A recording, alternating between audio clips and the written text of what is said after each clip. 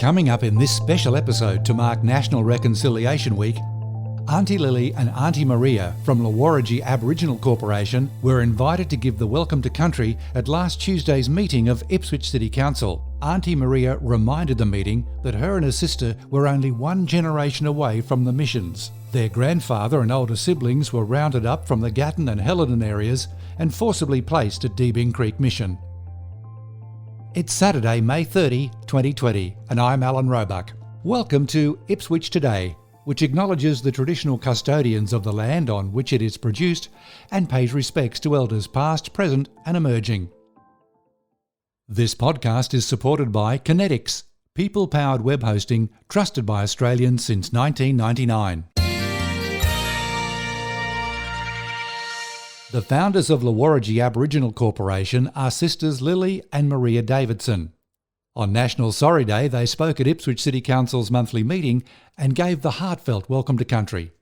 During Reconciliation Week, which runs until June 3rd, Ipswich Today presents highlights from their address to the Council Chamber. The theme for this year's Reconciliation Week was announced in January, before the COVID-19 pandemic had escalated, and before the 2020 theme of In This Together became widely adopted as a rallying call during the coronavirus lockdown. From Council's live stream last Tuesday, here's Auntie Lilly Davidson. First of all, I'd like to pay my respects to elders past and present, and pay our respects to our Aboriginal and Torres Strait Islander community in which we live. I'd like to welcome you all here to Yuggera and Yugapore country, and look forward to getting to know you all as time goes on.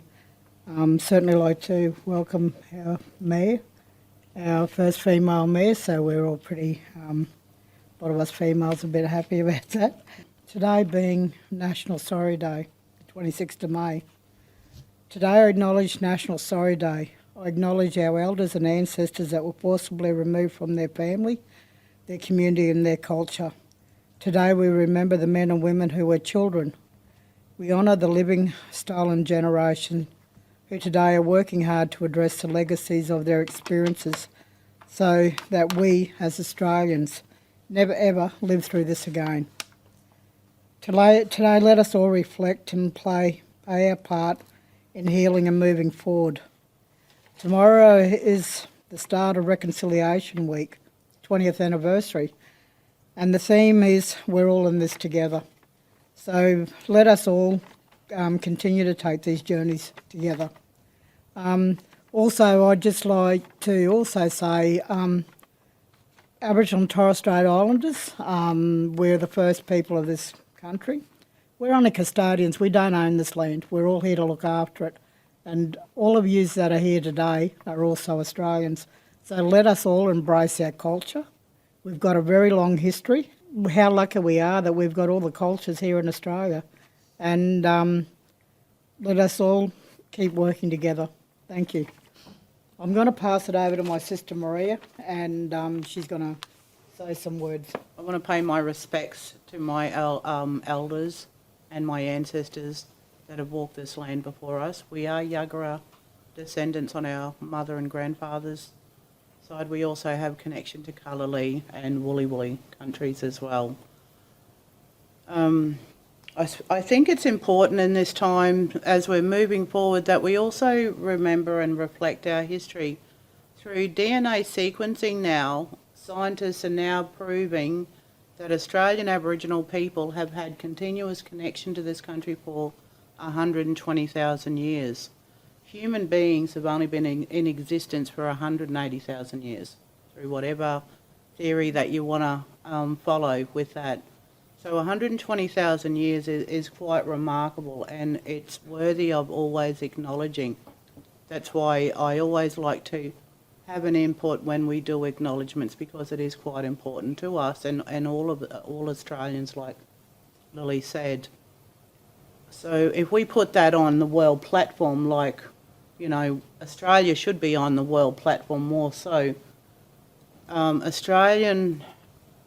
Their Aboriginal history goes way before the pyramids. It goes way before the Chinese dynasties. It survived the rise and fall of the Roman empires. that is on a world platform worthy to acknowledge. Like my sister said, you know, with reconciliation beginning tomorrow, with our sad history being reflected upon today, and it's also our father's birthday, wasn't it? Yeah. Yeah, so Lily and I are only one generation from the missions. So we are descendants of Perga and Deben Creek missions. Our grandfather's parents and older siblings were rounded up from Gatton and Halidon areas and forcibly placed on Deben Creek missions.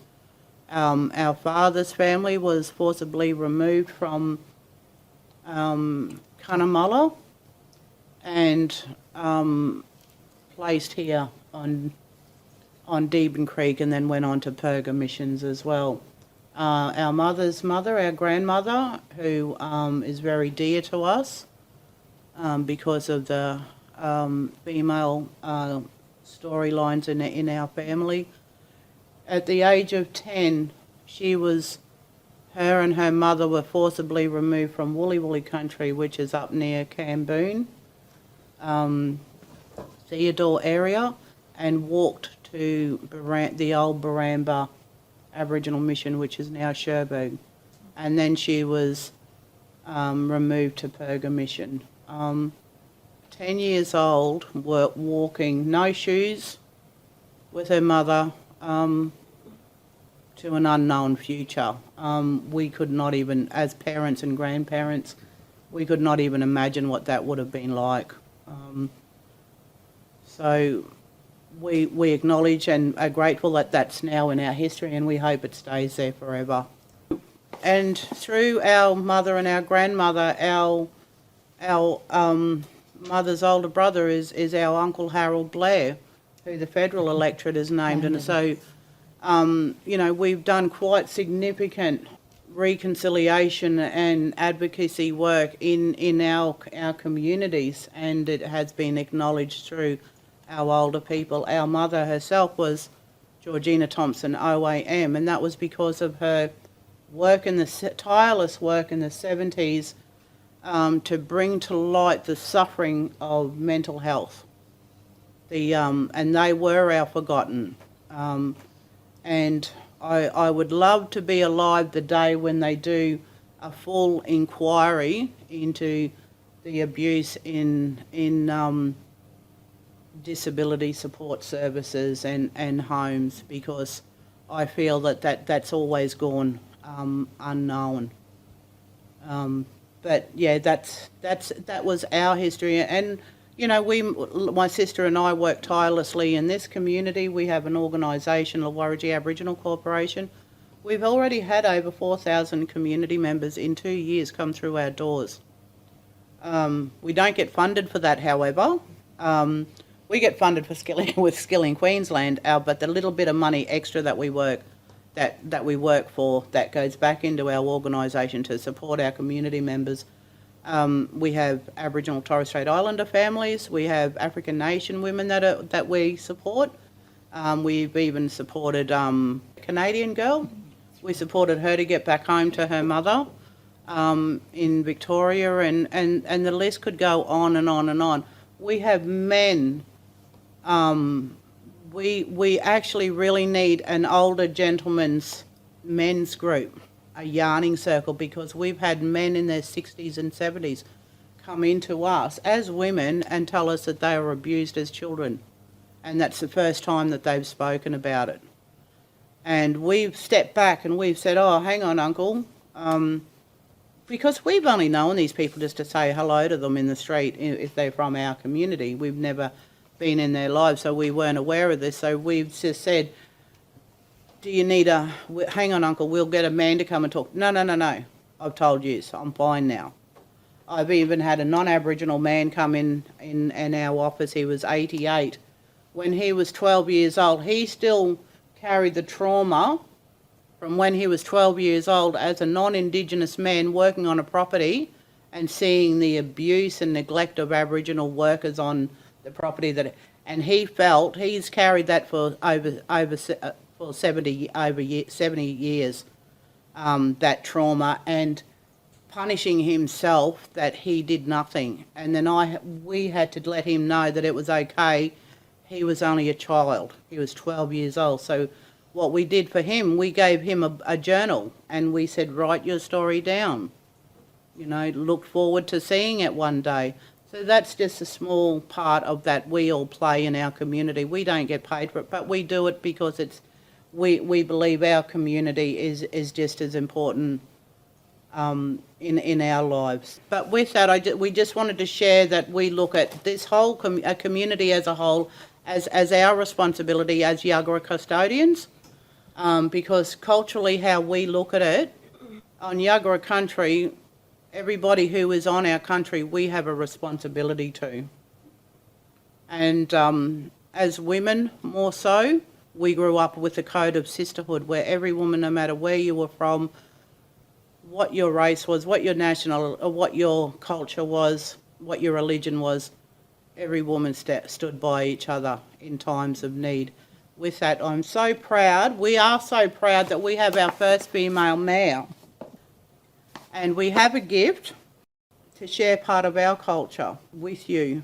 So you've just now received 120,000 years of history. So thank you for all that you will do. Mayor Harding then went on to thank Auntie Lily and Auntie Maria for their presentation and gift.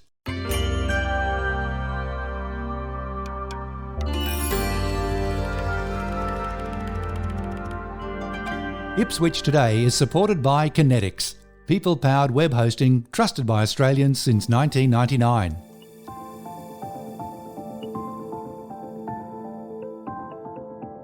You can share this podcast from your favourite app or play Ipswich Today from your smart speaker.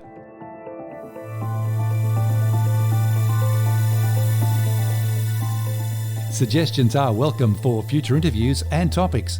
Just go to the Ipswich Today Facebook page and leave a message. Music is from Purple Planet Music. This is Alan Roebuck. Thanks for listening.